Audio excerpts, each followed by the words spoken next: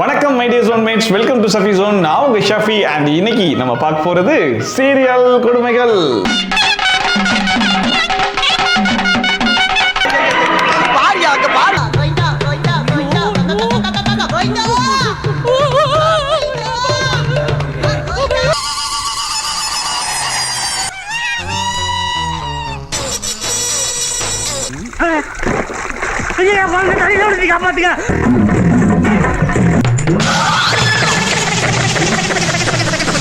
ஆஷம் ஆஷம். என்னடா ஹனுமார் வால் மாதிரி போய்கிட்டு இருக்கு. வாசலுக்கு வெளியிலையும் போகுது. சீரியல் கொடுமைகள் போடாட்டா ஏன்டா போட மாட்டேன்னு கேட்குறீங்க. ஆனால் போட்டால் எத்தனை பேர் பார்க்குறீங்க? போன வீடியோலாம் இன்னும் 1,00,000க்கே தத்தளிச்சுக்கிட்டு இருக்கு. ஸோ நிறைய பேர் பார்க்குறீங்க, பட் இருந்தாலும் இந்த லைக் எல்லாம் பண்ண மாட்டீங்க. உண்மையிலேயே உங்களுக்கு வீடியோ பிடிச்சிருக்குன்ற பட்சத்தில் ஒரு லைக் எல்லாம் போட்டு சப்போர்ட் பண்ணிங்கன்னா தான் இந்த யூடியூப்காரன் நம்ம வீடியோ கொண்டு போய் 4 பேர் கண்ணில் காட்டுவான். ஸோ அதுக்காக வாச்சு அந்த சப்போர்ட்லாம் கொஞ்சம் பண்ணி கொடுங்க. ஸோ இன்றைக்கும் எக்கச்சக்கமான தரமான சிறப்பான கண்டென்ட்லாம் மாட்டிருக்கு. வரிசையாக பார்த்துருவோமா? ஃபர்ஸ்டா சாமி வேலு அப்படிங்கிறவர் கமெண்ட் பண்ணியிருக்காப்புல, ஜி தமிழ்ல வரக்கூடிய சந்திய ராகம் அப்படிங்கிற சீரியல்ல இப்ப சிலிண்டர் தானே பயங்கர ட்ரெண்டிங்கா போயிட்டு இருக்கு. ஸோ அதை வச்சு ஒரு சம்பவம் பண்ணுவோம் அப்படின்னு சொல்லிட்டு பயங்கரமான காமெடி எல்லாம் பண்ணி வச்சிருக்காங்க அப்படின்னு சொல்லிட்டு பாங்க என்ன காமெடின்னு பாத்துருவோம். சிலிண்டர் வேண்டாம், இந்த அடுப்பு ஒண்ணு போதும்டா. சிலிண்டர் நாங்க எதுவும் புக் பண்ணலையேப்பா. வீட்ல வேற யாராவது புக் பண்ணிருப்பாங்கம்மா. ஆக்சுவலா வில்லன் என்ன பண்றான், ஹீரோயினுடைய பெரியம்மாவை போட்டு தள்ளுறதுக்காக கேஸ் சிலிண்டரை வச்சு ஒரு பிரமாதமான பிளான் ஒன்று போடுறான். நீ உள்ள வந்து கிச்சன்ல வச்சிரு வா. சரிங்கம்மா. மர்டர்.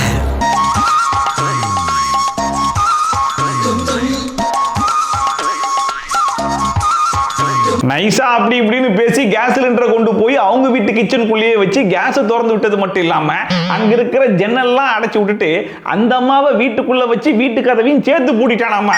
இப்ப அந்த அம்மா தெரியாம எதையாச்சும் பத்த வச்சா மட்டும் போதும், ஆளுக்காலியா. அருமையான ஐடியா வரட்டா. ஆக்சுவலா வில்லன் போட்ட பிளான் என்னமோ பிரமாதமா தான் இருக்குது, அதுல எந்த குறைச்சலும் கிடையாது. ஆனா அந்த அம்மாவை காப்பாத்துறதுக்காக ஒரு 4 பேர் கிளம்பி வராங்க பாத்தீங்களா, அவங்க தான் காமெடியே பண்றாங்க. மிகப்பெரிய இடைவெளிக்கு அப்புறம் ஒரு காமெடி திருவிழா நம்ம சேனல்ல மீண்டும் ஆரம்பிக்க போகுது. கவனிச்சியா? பார்த்தா ஏதோ சிலிண்டர் போடுற மாதிரி தெரியுது. ஃபர்ஸ்ட் கேஸ் சிலிண்டர் போட வந்தவனே தப்பா இருக்கானே அப்படிங்கறத இவங்க எதை வச்சு தெரியுமா கண்டுபிடிக்கிறாங்களா? அவனை நல்லா கவனி, அவன் யூனிஃபார்ம் மாத்தி போட்டிருக்கான். நானும் எதையோ வச்சு சந்தேகப்பட்டலாம் பார்த்திருக்கேன்டா. ஆனா யூனிஃபார்ம் திருப்பி போட்டான்றதுக்காக ஒருத்தர் சந்தேகப்படுறாங்கன்னா இவங்க எங்கேயோ போயிட்டாங்கடா அப்படிங்கிற மாதிரி தான் இருந்துச்சு. ஆனா அவங்க சந்தேகப்பட்டது கரெக்ட் தாங்கிற மாதிரி நேரா கிளம்பி அந்த வீட்டு வாசல் கிட்ட போன உடனே அவங்க சொல்ற முதல் டயலாக் என்ன தெரியுமா? வீடு முழுக்க கேஸ் ஸ்மெல் வருது. எனக்கும் வருது பாருங்க, வீட்டுக்கு வெளியே நிக்கிறாங்க, அவங்களுக்கே கேஸ் ஸ்மெல் அடிக்குதாமா. ஆனா அதே வீட்டுக்குள்ள அதுவும் அந்த அம்மா எங்க நிக்குதுன்னு மட்டும் கொஞ்சம் பாருங்களேன். அங்க பாருங்க, நோங்க பாருங்க.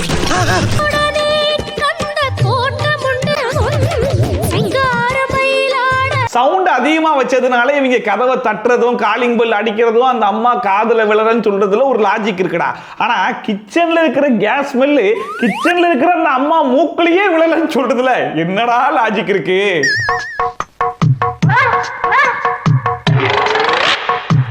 இது டூ மச், இது டூ மச். எது? அதுலயும் பாருங்க, இந்நேரம் பார்த்தா லைட்டர் ஒர்க் ஆகாது, தீக்குச்சியை பத்தினா அதுவும் பத்தாது. இது எல்லா சினிமாலையும் வரக்கூடிய விஷயம் தான். இதுல எந்த விதமான மாற்றமும் இல்ல. மாற்றத்தை எங்க திரும்ப வச்சிருக்காங்க, காப்பாத்துறதுல.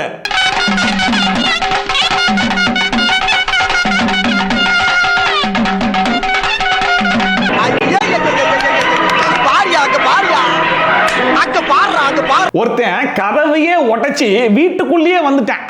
ஆப்போசிட்ல தான் அந்த அம்மா நிக்குது கையில தீக்குச்சியோட.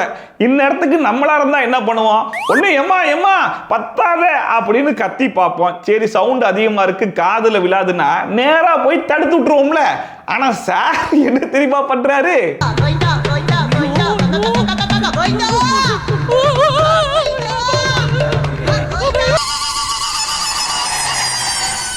நீங்க பத்த வச்சுக்கிட்டே இருக்க, நான் வந்துடுறேன் அப்படின்னு அப்படின்னு சொல்லி நேரா வீட்டுக்கு வெளியே இருக்கிற சாக்கு பையை எடுத்தது மட்டும் இல்லாம அந்த சாக்கு பையை ஈரமாக்குறதுக்கு சார் என்ன பண்றான்னு பாருங்க. ஆத்துக்குள்ளே ஏலேலோ அத்தி மரம் அகில அகில அத்தி மரம் அகில அகில அத்தி எங்கடா இருந்த கூடவே தானே இருந்தேன். தண்ணி எல்லாம் என்ன பண்ணுவாங்க, கிச்சன்லயே வாஷ் பேஷன் இருக்கு, அங்க போய் கூட நினைச்சிருக்கலாம். ஆனா இப்பதான் கிணத்துல இருந்து தண்ணி எல்லாம் இறைச்சி அந்த தண்ணியை எடுத்து ஊத்தி அதை ஈரமாக்கி அதை கொண்டு போய் எரிஞ்சு காப்பாத்திட்டானா.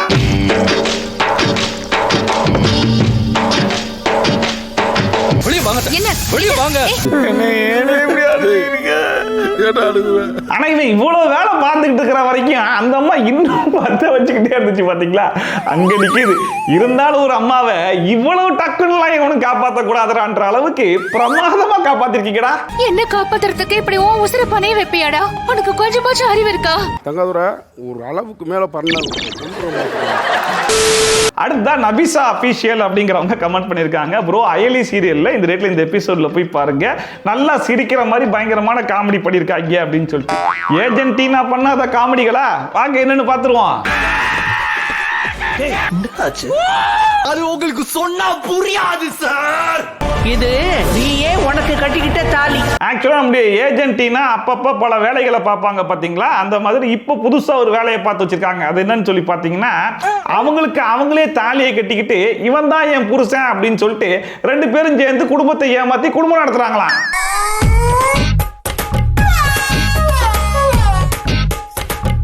Awesome. Awesome.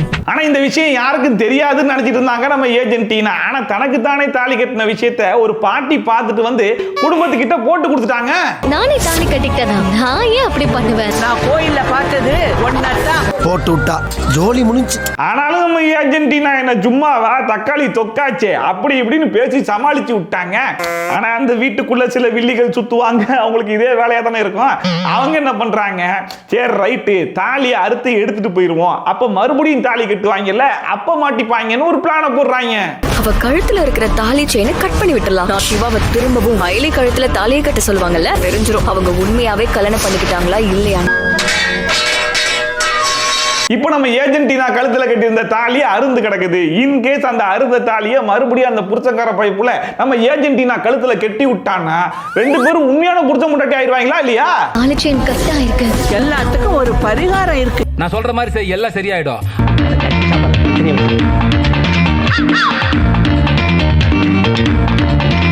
நம்ம வில்லிங்க போட்ட பிளான் படியே அந்த புருஷங்காரன் பைப்புல ஏஜென்டினா கழுத்துல அந்த தாலியை போட்டுட்டேன். சோ அபிஷியலி ரெண்டு பேரும் தெரிஞ்சோ தெரியாமையோ புருஷன் பொண்டாட்டி ஆயிட்டாங்கடா அப்படின்னு நம்ம நினைச்சா அங்க வச்சிருக்காங்களா ஒரு ட்விஸ்ட். அந்த ட்விஸ்ட மட்டும் நீங்க பார்க்கணுமே. பார்த்த நின்ன இடத்துல மூத்திரம் போயிருவடா. சிவா, தாலிய ஹேர் பண்ண மாட்டுற மாதிரி போட்டு விடுங்க, நான் அட்ஜஸ்ட் பண்ற மாதிரி பண்ணிக்கிறேன். ஐயா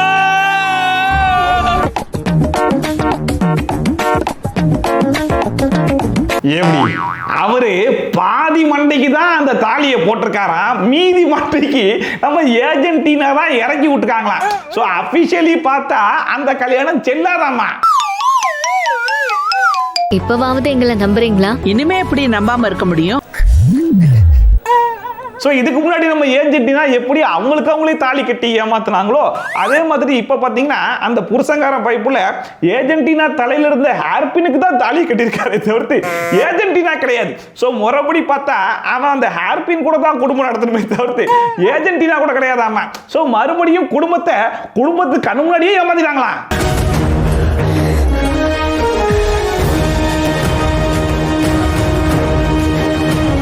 நீங்க ட்விஸ்ட் எல்லாம் வைங்கடா, தாராளமா வச்சுட்டு போங்க, நாங்க எதுவும் சொல்லல. ஆனா இப்படி எங்க உசுர வாங்குற மாதிரி ட்விஸ்ட் எல்லாம் வைக்காதீங்கடா. இன் கேஸ் நாளை பின்ன இல்ல அவன் எனக்கு தாலி கட்டல ஹேர்பினுக்கு தான் தாலி கட்டினான்றதை எப்படி ப்ரூவ் பண்ணுவீங்க? அன்னைக்குன்னு புசுக்குன்னு ஒரு சிசிடிவி ஃபுட்டேஜ் தூக்கிட்டு வருவீங்க கரெக்டா? நோட் பண்ணுங்கப்பா பின்றாம்பா. அடுத்ததா சந்தியா அப்படிங்கிறவங்க என்னோட இன்ஸ்டாகிராமுக்கு வந்து மெசேஜ் அனுப்பிச்சிருந்தாங்க, சின்னஞ்சிறு கிளியே அப்படின்னு சொல்லிட்டு ஜி தமிழ்ல வரக்கூடிய சீரியல்ல இந்த ரேட்ல இந்த எபிசோட்ல போய் பாருங்க, ஒரு பயங்கரமான பைக் ரேஸுங்க. அதுல அவங்க பண்ண காமெடி இருக்கு பாருங்க, நீங்க எல்லாம் குபீர்னு சிரிச்சிருவீங்கன்னு போட்டு வச்சிருக்காங்க. வாங்க என்ன காமெடின்னு பாத்துருவோம்.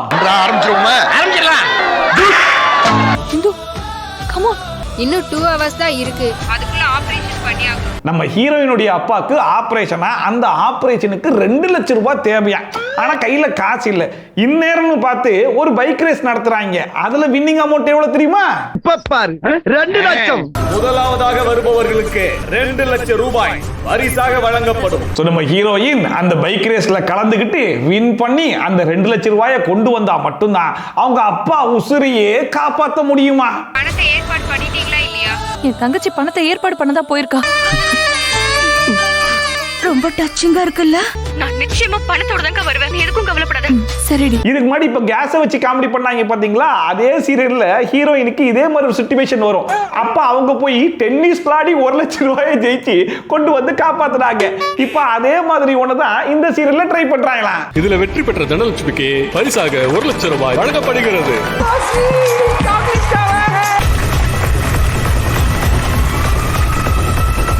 அந்த சீரியல்லையும் ஹீரோயின் ஒன்றும் சாதாரணமாலாம் ஜெயிச்சிட மாட்டாங்க. பல தடங்கள் வரதான் செய்யும். ஆனா இந்த சீரியல்ல வந்திருக்க தடங்கள் இருக்கு பாருங்க, அது உங்க வீட்டு தடங்களோ எங்க வீட்டு தடங்களோ கிடையாது, ஊருப்பட்ட தடங்கள்.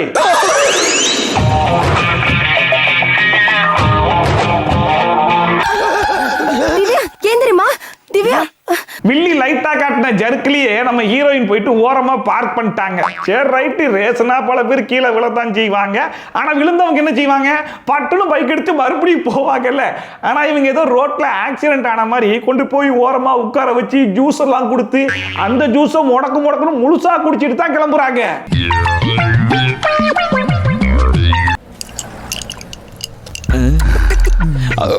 தேங்க்ஸ்ண்ணா. இவ்வளவு அமலு கும்பலிக்கு அப்புறமா எதுக்குடா மறுபடியும் ஹீரோயின் பைக் எடுத்து கிளம்புறாங்க? இந்நேரத்துக்கு ரேஸே முடிஞ்சிருக்க மாட்டான்னு சொல்லி பார்த்தா ஹீரோயின் மறுபடியும் முந்தி ஃபர்ஸ்ட் வந்துட்டாங்கன்றாங்க. என்னதான் இந்து கீழே விழுந்தா கூட திரும்பவும் எந்திரிச்சு முதல் இடத்துக்கு வந்துட்டா பாத்தியா? அதான் சரி ஃபர்ஸ்ட் வந்துட்டாங்களா, நேரா போய் ரேஸை முடிச்சுட்டு 2 லட்சம் ரூபாய் வாங்கிட்டு கிளம்ப சொல்லுங்கடான்னு சொன்னா மறுபடியும் போயிட்டு ஓரமா பார்க் பண்ணி கிடக்குறாங்க. கேட்டா இந்த வாட்டி மயக்கமா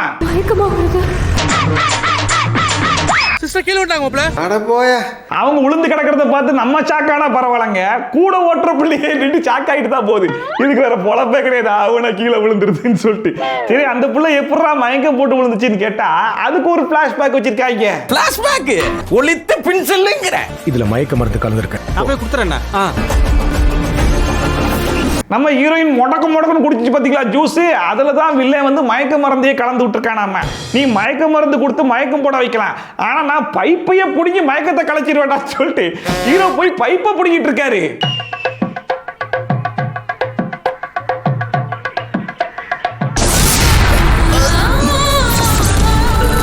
இதுல இன்னொரு கொடுமை என்ன தெரியுமா? நம்ம ஹீரோயின் ஓரமா மயக்கம் போட்டு கிடக்குறாங்க இல்லையா, இப்போ மிச்சம் இருக்கிறது எத்தனை ரவுண்ட் தெரியுமா?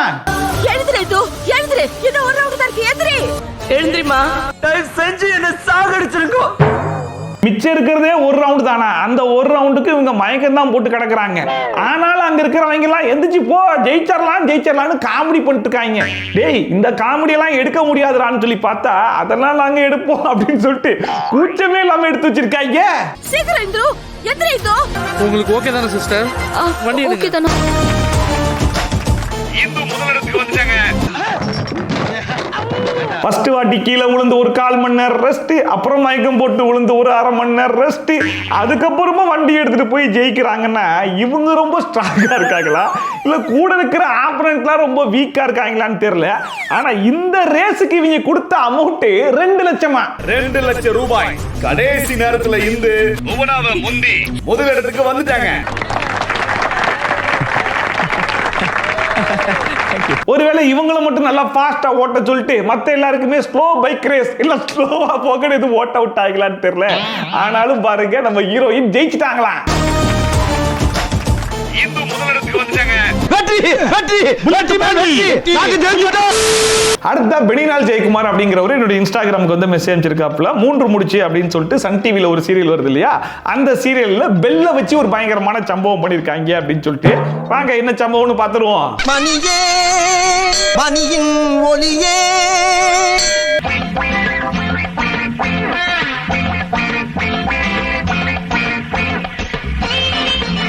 ஆக்சுவலா ஹீரோவா அந்த குடும்பத்துல பெருசா பிடிக்காது. ஆனாலும் ஹீரோ என்ன சொல்றான், என் தங்கச்சிக்கு நான் தான் கல்யாண பத்திரிக்கை அடிப்பேன் அப்படின்னு சொல்லிட்டு அடம் பிடிச்சி கல்யாண பத்திரிக்கை எல்லாம் அடிச்சுட்டு வந்துட்டேன். ஆனா அந்த குடும்பத்துக்கு தான் பிடிக்காதுல. அதுல ஒருத்தன் என்ன பண்றான், அந்த பத்திரிக்கையை எடுத்து கொண்டு போய் குப்பையில போட்டு வந்துடுறான். குப்பத்தொட்டில போட்டார் சார். எவனோ ஒருத்தன் நடுராத்திரில ஏதோ ஒரு பார்சலை கொண்டு வந்து குப்பையில போட்டு போறானேங்கிறத போலீஸ் பார்த்து சந்தேகப்பட்டு அந்த பார்சலை ஓபன் பண்ணி பார்த்தா இவங்க வீட்டு பத்திரிக்கை. அதனால அவங்களை கூப்பிட்டு அவங்க கிட்டே பத்திரிக்கையை கொடுத்து அமுச்சு விட்டுறாங்க. ஆனா இப்ப ஹீரோக்கு என்னன்னா, அது எவன்டா அது நான் அடிச்ச பத்திரிக்கையை கொண்டு போய் குப்பையில போட்டது அப்படிங்கறத கண்டுபிடிக்கணுமா. சாமி கடிக்கிற மணில சிகப்பு கயிறு கட்டிட்டு இருக்கீங்க. எல்லாம் பிளான் தானே சார்? ஏதோ பெருசா பண்றீங்க.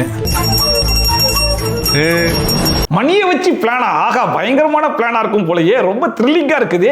என்ன பிளானுங்கிறத தெரிஞ்சுக்கிறதுக்கு ரொம்ப ஆர்வமா இருக்கேனே அப்படிங்கிற மாதிரிலாம் நீங்க எதிர்பார்த்தீங்கன்னா அந்த மனுஷன் போற அந்த பிளானை மட்டும் கொஞ்சம் போய் கேட்டு வாங்க.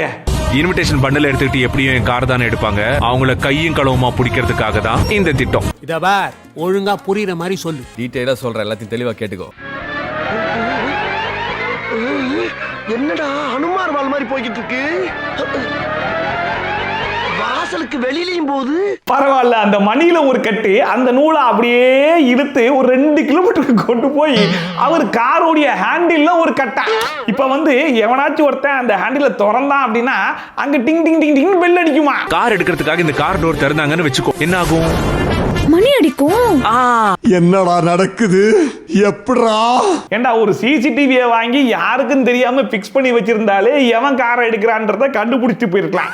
ஆனா அதெல்லாம் அனாவசியம்னு ஒரு நூலை எடுத்து கெட்னியே, அவன் ஹேண்டில இழுத்தா அந்த நூலை அத்துட்டு போயிடாதடா. இந்த கேள்வி இப்ப முக்கியம் இல்ல. இவங்க நார்மலா சீரியல்ல கொண்டு போனா கூட நம்ம பார்த்துட்டு போயிடலாம் போல இருக்கு. ஆனா நான் பிளான் போடுறேன், ட்விஸ்ட் வைக்கிறேன்னு இவங்க பண்ற அலப்பற இருக்கு பாத்தீங்களா? அதுலதான் காமெடியே பண்றாங்க. எப்படி?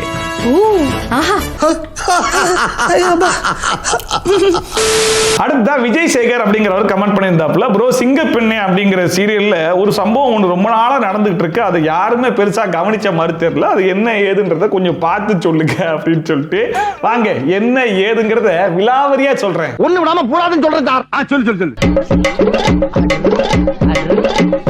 ஆக்சுவலா இந்த சீரியலுடைய சிங்கப்பெண்ணான ஆனந்திய ஒரு பயப்புள்ள கெடுத்துருவான். அவன் கெடுத்தது எப்போன்னு சொல்லி கேட்டீங்கன்னா 2024 பிப்ரவரி அப்போ.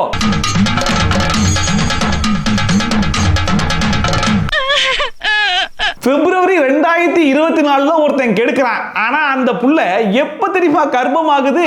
மார்ச் 2025. கிட்டத்தட்ட அந்த கர்ப்பம் கன்ஃபார்ம் ஆகிறதுக்கே 1 வருஷம் டைம் எடுத்துக்கிச்சு. அப்படி என்ன பிரச்சனை? நீ கர்ப்பமா இருக்க. கர்ப்பமா இருக்கல்ல? இப்போ மார்ச் 2026 ஆகி போச்சா? இப்ப வரைக்கும் எவன் கெடுத்தான்றது தான் அந்த புள்ள தேடிக்கிட்டு இருக்கு.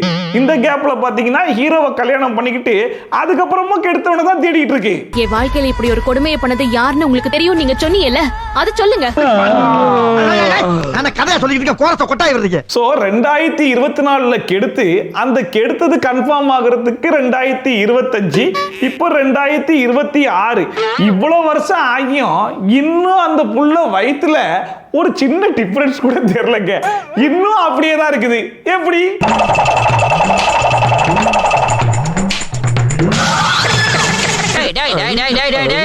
நீ என்ன ஏமாத்துற? எனக்கு தெரிஞ்சு டைரக்டருடைய பாயிண்ட் ஆஃப் வியூல நம்ம சிங்கப்பெண் ஆனந்திக்கு இப்பதான் கர்ப்பமாயி 6 நாள் கம்ப்ளீட் ஆகி 7வது நாள் ஓடிட்டு இருக்குன்னு நினைக்கிறேன். அப்ப எப்ப 10 மாசத்தை முடிக்கிறது, குவாங் குழந்தைலாம் எப்ப பிறக்கிறது? அதை சொல்றதுக்கு நான் உசுரோட இருப்பேனான்னு தெரியல. அநேகமா என் பேர குழந்தை தான் வந்து சீரியல் கொடுமைகள் இதை சொல்லுவான்னு நினைக்கிறேன். 75 years later. என் வாழ்க்கையில இப்படி ஒரு கொடுமையை பண்ணது யாருன்னு உங்களுக்கு தெரியும், நீங்க சொன்னீங்கல்ல, அது சொல்லுங்க. அதே மரமா? கடைசியா மணிமேகலை அப்படிங்கிறவங்க கமெண்ட் பண்ணிருக்காங்க, வாரிசு சீரியல்ல சண்டேவுடைய ஸ்பெஷல் எபிசோட்ல போய் பாருங்க, ஒரு பயங்கரமான நகைச்சுவை பண்ணி வச்சிருக்காங்க அப்படின்னு சொல்லிட்டு வாங்க இவங்க என்ன பண்ணிருக்காங்கன்றதையும் பார்த்துருவோம். சரி, மனசு ரிலாக்ஸ் ஆகும். ஆக்சிடென்ட் பண்ணது என் தங்கச்சி புருஷன் தான், உங்க வீட்டுக்காரரு சாட்சி சொல்லியிருக்காரு. ஆக்சுவலா அந்த அம்மாவுடைய புருஷன் சொன்னா ஒரு பொய் சாட்சியால நம்ம சாருடைய குடும்பமே பிரிஞ்சு போச்சாமா. இப்ப பிரிஞ்சு போன குடும்பத்தை ஃபெவிகால் போட்டு ஒட்டணும்னா அந்த ஆளு மறுபடியும் மறுபடியும் வந்து அந்த உண்மையை சொல்லணுமா. ஆனா அந்த அம்மா புருஷன் எங்க இருக்கான்னு சொல்ல மாட்டுது. ஒரே ஒரு தடவை சொல்ல சொல்லுங்கம்மா. அதான் முடியாதுன்னு சொல்றேன்ல, தேவையில்லாம எதுக்கு பேசிட்டு இருக்கீங்க? எவ்வளவு முக்கினாலும் நடக்காது.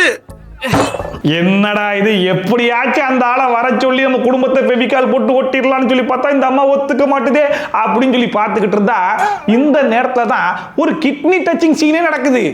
உங்க தம்பி பையன் ரமேஷ் குளத்துல விழுந்துட்டான். என்னடா சொல்றீங்க? ஐயோ, இந்த காட்சியை பார்த்து எனக்கு கைய மோடல கால மோடல அப்படியே மிரண்டு போய் நிக்கிறேன். என்னது, அந்த அம்மாவுடைய தம்பி பையன் குளத்துல விழுந்துறானா? வாங்கடா அம்புட்டு பேருன்னு சொல்லிட்டு அம்புட்டு பேரும் பரபரப்பா ஓடி போய் பார்த்தா அந்த பயப்புல என்ன தெரியுமா பண்ணிக்கிட்டு இருக்கேன்?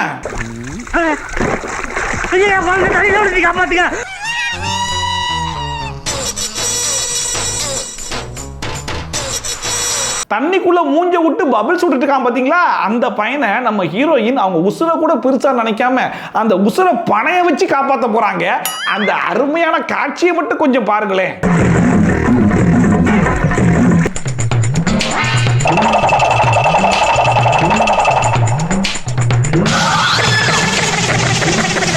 எப்படி நம்ம ஹீரோயினுடைய திறமை, அவங்க உசுரை கூட பெருசா நினைக்காம, ஏன் அவங்க காலை கூட தண்ணியில நினைக்காம அந்த பயப்புலைய வாடா தம்பி வெளியே அப்படி சொல்லி நைஸா கூட்டு வந்தாங்க பாத்தீங்களா?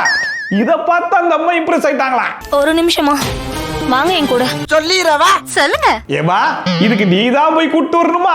அந்த அம்மாவே தம்பி வாப்பா அப்படின்னு சொல்லியிருந்தா அந்த பையன் பாட்டு எஞ்சி வந்திருப்பானேன்னு சொல்லி கேட்டா, இது எதுக்காக சொல்ல மாட்டேன்னு சொன்ன அந்த அம்மா வாயால நான் சொல்லுவேன்னு சொல்ல வைக்கிறதுக்காமா? இப்ப அவர் எங்க இருக்காரு? ஏதோ ஆம்பூர் பக்கத்துல எங்கேயோ இருக்கான்னு கேள்விப்பட்டேமா. எப்பட்றா கொஞ்சம் கூட சிரிக்காம இப்படிப்பட்ட சீரியஸான காமெடி சீன்லாம் உங்களால மட்டும் எடுக்க முடியுது? தன் வாலிப வயதிலிருந்தே பற்பல பயிற்சிகளை மேற்கொண்டு தன்னை இதற்காக வென்றே வலிமைப்படுத்திக் கொண்டிருக்கிறார். இன்னைக்கு இந்த வீடியோ பார்த்து கொஞ்சம் என்ஜாய் பண்ணிருப்பீங்க நம்புறேன். ஒருவேளை என்ஜாய் பண்ணீங்கன்னா அதை மறக்காம கமெண்ட் செக்ஷன்ல சொல்லுங்க. இந்த வீடியோ உங்களுக்கு உண்மையிலேயே பிடிச்சிருந்தா மறக்காம ஒரு லைக்கையும் போட்டு சப்போர்ட் பண்ணுங்க. அப்பதான் யூடியூப் நம்ம வீடியோ கொண்டு போய் 4 பேர் கண்ணில் காட்டுவான், ரெக்கமெண்ட் பண்ணுவான். ஓகேவா? ஸோ மறக்காம சப்போர்ட்லாம் பண்ணுங்க. அண்ட் இதே மாதிரி ட்ரோல்ஸ் அண்ட் ரிவ்யூஸ்லாம் கண்டிப்பா பாருங்க. மறக்காம சப்ஸ்கிரைப் பண்ணிட்டு பக்கத்துல கூட பெல் ஐகான் டான் தட்டி விட்டீங்கன்னா நான் போடுற வீடியோ நோட்டிஃபிகேஷன் டான் டைம் கொஞ்சம் சேர்த்துரும். ஸோ மீட் மச் சூப்பரான வீடியோட சூப்பரான ரிவ்யூட சூப்பரான ட்ரோலோட சந்திக்கலாம். அந்த bye from Shafi. Tata bye bye and take care.